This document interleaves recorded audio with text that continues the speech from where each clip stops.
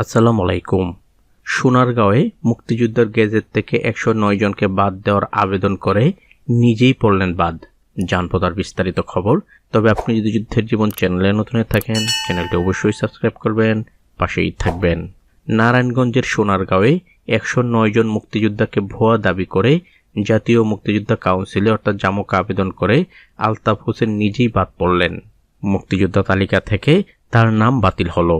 বর্তমানে তিনি সোনারগাঁও উপজেলা মুক্তিযোদ্ধা কাউন্সিলের ডেপুটি কমান্ডার হিসেবে দায়িত্ব পালন করছেন। বুধবার 4 ফেব্রুয়ারি জাতীয় মুক্তিযোদ্ধা কাউন্সিলের 103তম সভার সিদ্ধান্ত মোতাবেক মুক্তিযুদ্ধ বিষয়ক মন্ত্রণালয় সারা দেশের 78 জন মুক্তিযোদ্ধার গেজেট বাতিল করে প্রজ্ঞাপন জারি করে।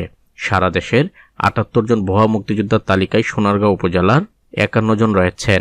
আবেদনকারী আলতাফ হোসেন প্রজ্ঞাপন তালিকায় 54তম নম্বরে রয়েছেন। জানা যায়, আওয়ামী লীগ সরকার পতনের পর আলতাফ হোসেন নিজেকে প্রকৃত মুক্তিযোদ্ধা দাবি করে জামুকায় 109 জনের বিরুদ্ধে অভিযোগ দায়ের করেন। অভিযোগের প্রেক্ষিতে জামুকার প্রতিনিধি দল 2025 সালের 23 নভেম্বর সোনারগাঁও পরিদর্শনে এসে গণশুনানি করেন। গণশুনানি শেষে মুক্তিযোদ্ধা তালিকা যাচাই বাছাই করে আলতাফ হোসেন সহ 51 জনের নাম বাতিলের সুপারিশ করেন।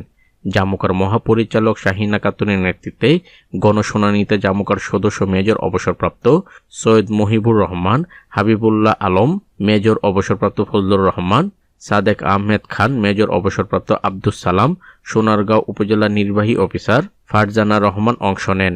গণশুনানি শেষে ওই দিন বিকেলে উপজেলা পরিষদের সভাকক্ষে সাংবাদিকদের সাথে প্রেস ব্রিফিং করেন।